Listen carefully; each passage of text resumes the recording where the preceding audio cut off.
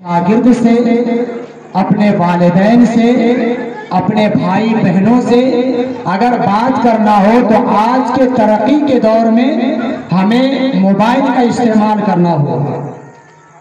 अगर आज अपनी बात को हजारों के तक पहुंचाने की तमन्ना है तो हमें माइक का इस्तेमाल करना होगा। इसी तरीके से अगर हमें दीन पहुंचाना है तो तकरीर का जरिया इस्तेमाल किया जाता है। अगर लोगों तक पैगाम पहुंचाना है तो खिताब का इस्तेमाल किया जाता है। लोगों तक पैगाम हक पहुंचाना है तो तकरीर और खिताब का जरिया इस्तेमाल किया जाता है। यही वजह है हमारे बुजुर्गाने दीन ने, उलमाए अहले सुन्नत ने हर एक अच्छे मौके के मौके पर हमें मिलाद का तरीका दे के गया है। यानी शादी हो उससे पहले मिलाद रसूल करो, खतना करना है उससे पहले मिलाद करो, अच्छा मकान बनाया उससे पहले मिलाद करो, अगर जॉब लग गया उससे पहले मिलाद करो, किसी की मौत हो गई उससे पहले मिलाद करो। आखिर ये मिलाद का मकसद क्यों है? आखिर बुजुर्गाने दीन ने मिलाद को राइज क्यों किया? जबकि बहुत सारे लोग कहते हैं ये बिदअत है, ये नाजायज है। रसूलुल्लाह के जमाने में खतना से पहले मिलाद नहीं किया जाता था, अकीका से पहले मिलाद नहीं किया जाता था, शादी से पहले इस तरीके का मिलाद नहीं होती थी, तो फिर आज मिलाद क्यों किया जा रहा है? तो सुनिए, उलमाए कराम ने मिलाद इसलिए राइज किया था ताकि मिलाद रसूल के जरिए से शरीयत का पैगाम लोगों तक पहुंचे, पैगाम हक लोगों तक पहुंचे। लेकिन आज का हाल क्या है? आज का हाल क्या हो रहा है? आज मिलाद रसूल के अंदर सिर्फ नातखानी हो रही है। सवा घंटे का मिलाद है, शुरू से लेकर आखिर तक सिर्फ नात पढ़ी जा रही है। नात से क्या पैगाम मिलने वाला भाई? सिर्फ नातखानी से क्या पैगाम मिलने वाला है? 1.5 घंटे का मिलाद हो रही है और एक भी तकरीर उसके अंदर नहीं है। मैं देख रहा हूँ, जब से मैं यहाँ हूँ मैं देख रहा हूँ कई मिलाद में तकरीर होती ही नहीं, सिर्फ नातखानी हो रही है। इससे क्या पैगाम पहुंचेगा आवाम के अंदर? आज आवाम इस कदर बेरामी का शिकार है। देखिए, जब बीमारियां बढ़ जाए उस वक्त डॉक्टरों की जिम्मेदारी बढ़ जाती है।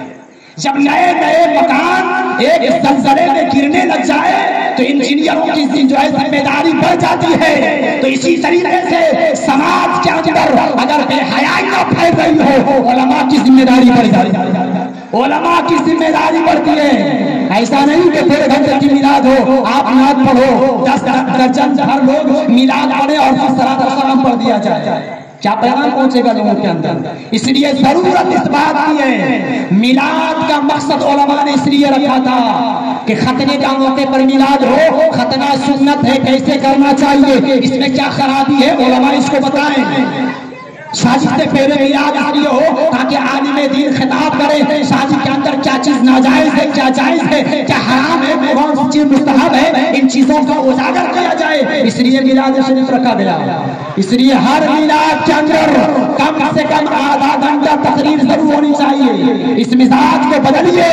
आज क्या है, हमारे भिमाइन की सरजमीन पर उलमा की कमी नहीं है। जिधर भी जाइए अपने जम्मू इलाके में लोग चर्चा करते हैं कि बहुत सारे उलमा भिमाइन के अंदर है, घर घर आलिम है, हाफिज है, कारी है। लेकिन जब यहाँ बाहर के लोग आते हैं, 1.5 घंटे की मिलाद हो और सिर्फ नातखानी हो, एक भी पैगाम हमें न पहुंचे, बताइए बाहर से आने वाले मेहमान भिमाइन से क्या पैगाम लेकर के जाएंगे? क्या पैगाम लेकर के जाएंगे? और इतना जब मिलाद के मौके पे सजाया गया, घर वालों ने इतना जो सजाया है, किस लिए सजाया था? सिर्फ मिलाद के लिए, सिर्फ नातखानी के लिए। इसलिए सबसे बड़ी जिम्मेदारी जो प्रॉपर 24 घंटे आलिम दीन जो है मोहल्ले में आते हैं उसकी जिम्मेदारी है।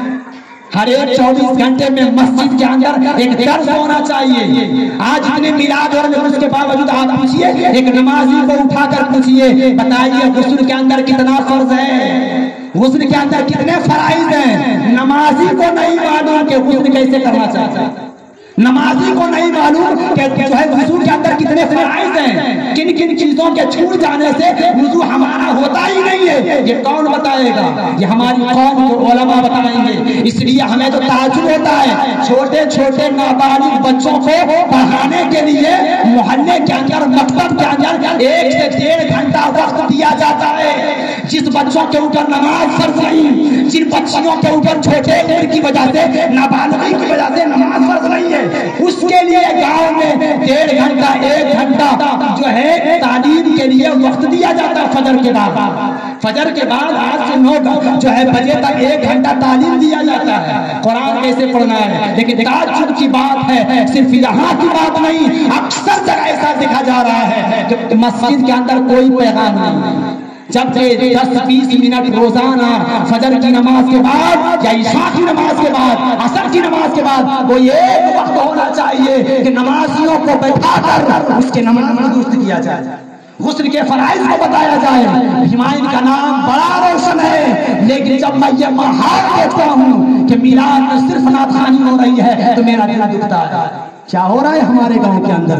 میرے ملت کے جوان اور مسلمان بھائیوں، اس سے ضرورت اس بات کی ہے ہم اچھا مکان بنا لیں، اس سے قوم کے اندر تبدیلی نہیں آنے والی ہے۔ ہم گھر کے اندر پانی بورنگ کر لیں، اس سے گاؤں کے اندر جو ہے تبدیلی نہیں آنے والی ہے۔ ہم اچھا مکان بنا لیں، روڈ اچھا کر لیں، راستہ اچھا کر لیں، اچھا کپڑا پہن لیں، چہرہ چمکنے لگے، پتلا انسان موٹا ہو جائے، اس سے ہمایوں کے اندر کوئی تبدیلی نہیں آنے والی ہے جب تک ہمایوں کے اندر تعلیم کا سلسلہ نہیں، جب تک ہمایوں کے اندر علم دین کا خلخلہ نہیں ہوگا تب تک ہمایوں کے اندر کوئی انقلاب نہیں آیا ہے۔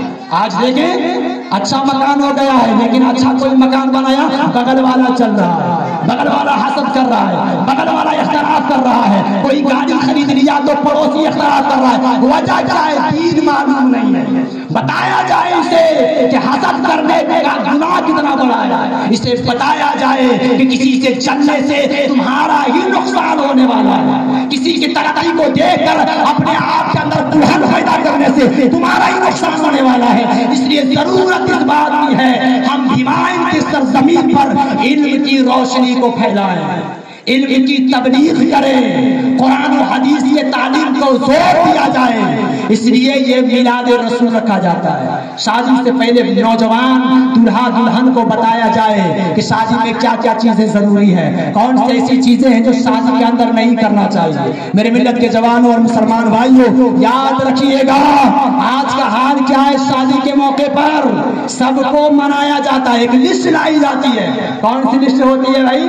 کہ کون کون شادی کرنے جا رہے ہیں۔ جیسے گھر والے ہمارے ہلال بھائی بلال بھائی شادی کیے ہیں، جب شروع کرنے کے لیے جب ارادہ کیے ہوں گے تو انہوں نے لسٹ بنایا ہوگا، سوچا ہوگا، میٹنگ کیا ہوگا، دیکھو کون کون ناراض ہے، چچا ناراض ہے، پھپھا ناراض ہے، خالو ناراض ہے، یعنی جو ناراض ہے شادی کا بہترین موقع ہے سب کو راضی کر لیا جائے۔ ایسا ہے کہ نہیں؟ سب کو راضی کر لیا جائے۔ چچا جان ناراض ہے اس کو راضی کر لیا جائے، چچیرا بھائی جان ناراض ہے اس کو راضی کر لیا جائے، اور ہمارے جو رشتہ دار ناراض ہے سب کو راضی کر لیا جائے۔ اور ضرورت اس بات کی ہے کہ اس موقع پر سب کو راضی کیا جائے۔ کب تک اختلافات کی زندگی گزارتے رہیں گے؟ کب تک تھوڑی سی زمین کیے جاتے رہیں گے؟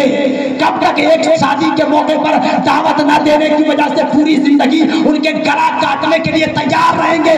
کب تک اس کے ساتھ اختلاف ہوگا؟ اس لیے ضرورت ہے کہ جب جب کوئی نیا فنکشن ہو، شادی کا موقع ہو، بڑا کوئی کام کرنے ہو تو جو ناراض ہے اس کو راضی کر لیا جائے۔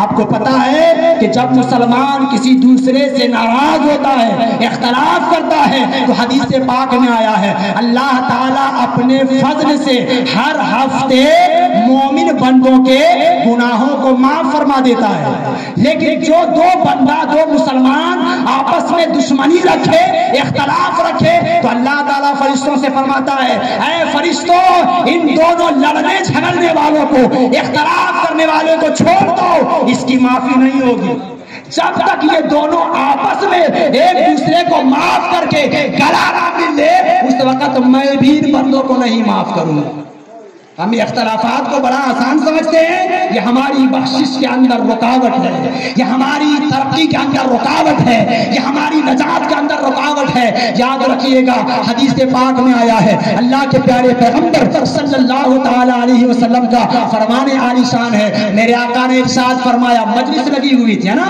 جیسے ہم لوگ بیٹھے ہوئے ہیں ایسے رسول پاک خطاب کر رہے ہیں، صحابہ کرام کا مجمع ہے، میرے آقا نے فرمایا، اے لوگوں، ان تمام مجمع کے اندر اگر کوئی ایسا انسان ہے جس نے اپنا رشتہ کسی رشتہ دار سے توڑ رکھا ہے وہ میری مجلس سے اٹھ کے چلا جائے۔ کیا کون فرما رہے ہیں؟ اللہ کے پیغمبر فرما رہے ہیں، میری مجلس میں اگر کوئی ایسا بندہ ہے جو اپنے رشتہ دار سے رشتہ توڑ کے رکھا ہے، میری مجلس سے اٹھ کے چلا جائے۔ وہ صحابی رسول تھے، اٹھ کر چلے گئے، وہ ایسے صحابی رسول تھے، سب سے ٹھیک بن رہا تھا، لیکن ان کی جو خالہ تھی نا، خالہ، ان سے اختلاف چل رہا تھا۔ جب پیغمبر اسلام نے فرما دیا، جو دل کے اندر کی بات کو بھی جانتے ہیں، وہ صحابی رسول اٹھے، اپنے خالہ کے پاس گئے اور جانے کے بعد اپنے خالہ کو منایا، ہاتھ پکڑنا ہوا، معافی مانگنا ہوا، معافی مانگ کر کے راضی کر کے اپنے خالہ کو راضی کرنے کے بعد اسی مجلس میں آ کے بیٹھ گئے۔ میرے رسول سمجھ گئے کہ اس کا کوئی رشتہ دار ناراض تھا۔ جب وہ آ کے تشریف لایا نا، میرے آقا نے فرمایا، اے میرے صحابہ، میرے کلمہ پڑھنے والوں سنو، یاد رکھو جس قوم کے اندر کوئی رشتہ توڑنے والا ہوتا ہے، اپنے رشتہ داروں سے رشتہ توڑ کے رہتا ہے، میرے آقا فرماتے ہیں اللہ اس قوم کے اندر سے رحمت الہی اٹھا لیتا ہے۔